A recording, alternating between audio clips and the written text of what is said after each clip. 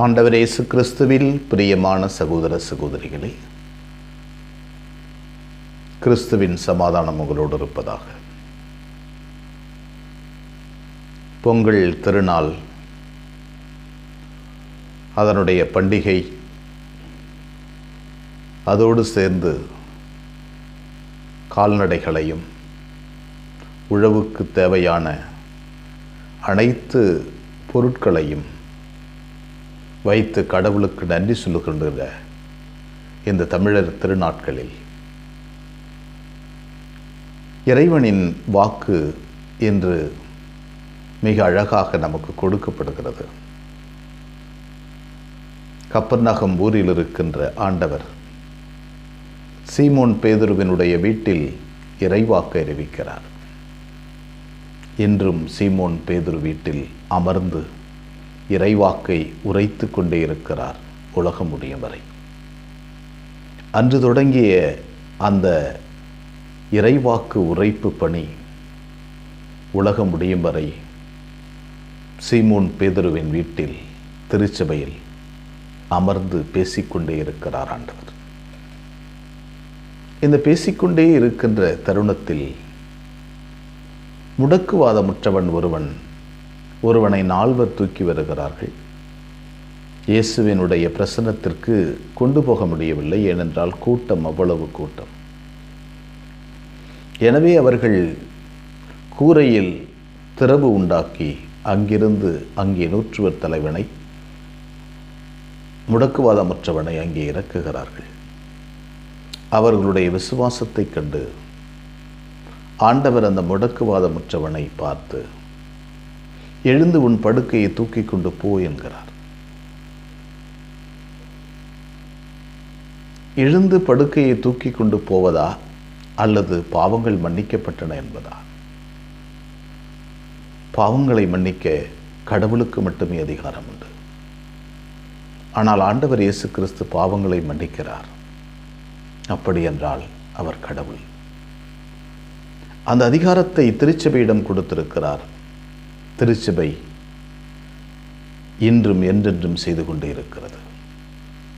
அன்று பேதுருவினுடைய வீட்டில் அமர்ந்து அவர் செய்த அற்புதம் இன்றும் அதே பேதுருவின் வீடாகிய திருச்சபையில் அமர்ந்து அற்புதங்களை செய்து கொண்டே இருக்கிறார் ஆண்டவர்.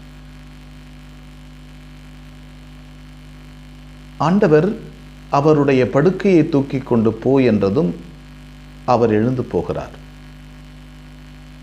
உள்ளுக்குள் ஒரு புதுமை, பாவங்கள் மன்னிக்கப்படுகின்றன, உள்ள தூய்மை நிறைவடைகிறது, உள்ளத்தில் இருக்கின்ற அழுக்குகள் எல்லாம் பறந்தோடுகின்றன, உள்ளம் சரியானதும் உடலும் சரியாகிறது. உள்ளம் சரியாகிவிட்டது என்பதற்கு அடையாளமாய் ஆண்டவர் அந்த மனிதனை பார்த்து உன் படுக்கையை தூக்கி கொண்டு போ என்கிறார். பாவங்களை மன்னிக்க கடவுளுக்கு அதிகாரம் உண்டு. அந்த கடவுளின் பிள்ளைகளாக திருச்சபையினுடைய குருக்களுக்கு அதே அதிகாரத்தை தந்திருக்கிறார். கடவுளுடைய தூதுவர்களாய் இன்றும் பாவங்களை மன்னிக்கின்ற அதிகாரம் திருச்சபையில் இருக்கிறது. அந்த பாவங்களை மன்னிக்கின்ற போது ஒவ்வொரு மனிதனுடைய உள்ளே இருக்கின்ற பலவீனங்கள், பாவங்கள், அழுக்குகள், குறைகள் மனதளவில் தூய்மையாகிறது. மனதளவில் ஒருவர் தூய்மையாகின்ற போது உடலளவில் சாதாரணமாக தூய்மையாகிறார். உடலளவில் அவர் சரியாகி விடுகிறார். உடலளவில் தெம்பாகி விடுகிறார். ஆண்டவருக்கு நன்றி சொல்வோம். இப்பேற்பட்ட கொடையை திருச்சபைக்கு தந்து இன்றும் பேதுருவின் வீட்டில் அமர்ந்து அவர் பேசுகிறார். பேசிக்கொண்டே உங்கள் பாவங்கள் மன்னிக்கப்பட்டன என்று குருக்கள் வழியாய் சொல்லிக்கொண்டே இருக்கிறார். இந்த அருளை அடிக்கடி பெற்றுக்கொள்ள நாம் முயற்சி செய்வோம்.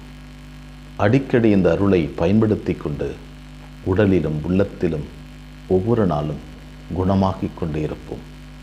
நம்முடைய வாழ்வில் புத்துளி பிறக்கும். எங்களை நேசிக்கின்ற விண்ணக தந்தையை போற்றுகிறோம். அற்புதமான நாளுக்காக நன்றி சொல்கிறோம். ஆண்டவரே, எங்களை படைத்து பராமரிப்பதற்காக நன்றி.